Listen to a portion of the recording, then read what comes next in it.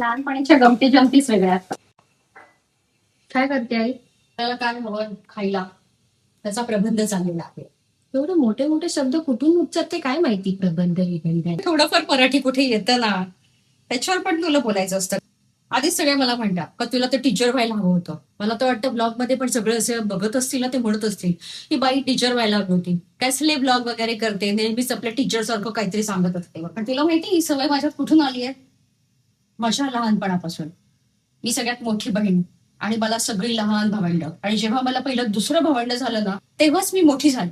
लगेच सगळंच म्हणायला लागले ही आमच्या घरची मोठी. तेव्हापासून ते मोठं पण आहे ना, ते रुजलं अंगामध्ये. आणि मग कसं हळूहळू मोठी होत गेली. आणि मग ना मला सगळ्यांचा अभ्यास घ्यायला फार आवडायचा म्हणजे काय, मला मग तोच अभ्यास यायचा.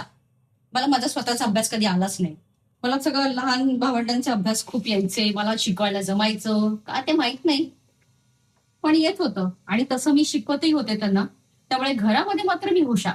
शाळेमध्ये म्हणशील तर शून्य ठ. पण असं टॉप तर मारला असशील ना? अरे एकदाही नाही. एकदा पण नाही.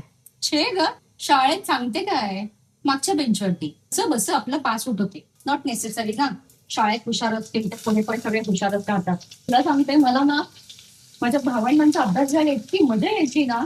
मी स्वतःलाच एक शिक्षक समजायचे, शिक्षिका, टीचर, बाई. पण तसं बोलण्यामध्ये पण ना माझ्या टीच ढोबरली आहे. काय करू ती जात नाहीये. आता एवढी मोठी 50 वर्षांची बाई झालेली पण नाही, माझ्यात ते तो बदल होत नाही. मी कशीच बोलते बोट शिंकून वगैरे वगैरे. मला कायम वाटायचं भावंडांच्या वर्गात जाऊन बसावं, कारण मला त्यांचा अभ्यास येतो ना.